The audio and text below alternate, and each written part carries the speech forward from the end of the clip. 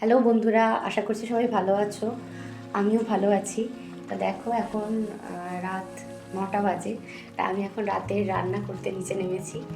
আজকে রান্না করছি, আজকে রেসিপি ডিম ভাপা করছি। তো দেখাবো তোমাদের অবশ্যই ডিম ভাপা কেমন করলাম, তোমরা দেখতে থাকো। আর শরীরটা খুব ভালো নেই জানো তো, খুব ঠান্ডা লেগেছে আবারও। তো দেখো, তোমরা দেখতে থাকো, ভালো লাগবে আশা করছি।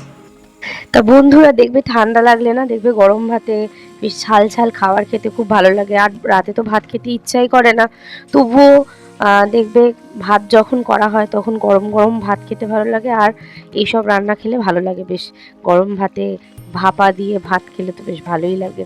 তাই জন্য ঝাল ঝাল করেই করছি ভাপাটা। দেখো কাঁচা লঙ্কা নিয়ে নিয়েছি অনেকগুলো, সাদা কালো সর্ষে, কালো সর্ষেটা বেশি, সাদা সর্ষেটা একটু কম, কারণ সাদা সর্ষেটা না বেশি দিলে না তিতো হয়ে যায়, এটা আমি মনে করি। আর নারকেল কোড়া দিলাম, নুন দিলাম, আর হলুদ আমি দিইনি, পরে দেব।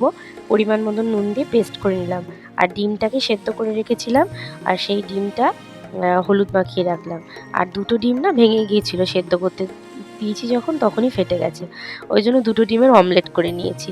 তাই এই ডিমটাকে দেখো তেল দিয়ে তেল গরম করে ডিমটাকে ভেজে দিলাম, ভেজে তুলে রেখে ডিমটাকে তারপরে তেল গরম করে ওই তেলের মধ্যে সর্ষে পোস্ত বাটাটা, যেটা কাঁচা লঙ্কা দিয়ে নারকেল দিয়ে বেটে রেখেছিলাম, ওই মিশ্রণটাকে দিয়ে ভালো করে নাড়িয়ে একটু হলুদ দিলাম, সামান্য হলুদ দিয়ে ওটাকে নাড়াচাড়া করে তারপরে ভাজা ডিমগুলো একটু ফুটে উঠলে ভাজা ডিমগুলো দিয়ে দিতে হবে। এরকমভাবে করে দেখবে বন্ধুরা অপূর্ব খেতে লাগে। আর নামানোর সময় জাস্ট একটু কাঁচা তেল দিয়ে নামালে জাস্ট দুর্দান্ত লাগবে। তোমরা এইভাবে খেয়ে দেখো, খুব ভালো লাগে। এটা আমার মায়ের রান্না, আমার মা এইভাবে বানায়, আমরা ছোটোবেলা থেকে এভাবে খেয়ে এসেছি। আসলে আমাদের দাদুর বাড়িতে না পেঁয়াজ রসুনের চল ছিল না। আর কথা বলতে বলতে তার মাঝেই দেখো দিয়ে দিলাম চিনি, একটু স্বাদ মতো চিনি দেবে, যাতে মানে মানে ডিম তো, আর দেখবে এটা খার খার ভাব লাগে, যদি না লাগে তাই জন্য একটুখানি চিনি দিলাম। আমার দাদু ছিল কট্টর ব্রাহ্মণ, তাদের ওখানে না মানে পেঁয়াজ রসুনের চল ছিল না, ওর জন্য আমার দিদা এই ধরনের রান্না করতে ভালোবাসতো, ওই জন্য তার থেকে আমার মা শিখেছে, আর আমার মায়ের থেকে শিখেছি আমি।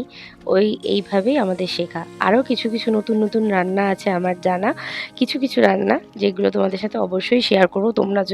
তোমাদের যদি ভালো লাগে তাহলে অবশ্যই শেয়ার করব, জানাবো তোমাদেরকে কেমন সেই রান্নাগুলো। আর তোমাদের সাথে কথা বলতে বলতে আমার রান্না হয়ে গেল ডিম ভাপা।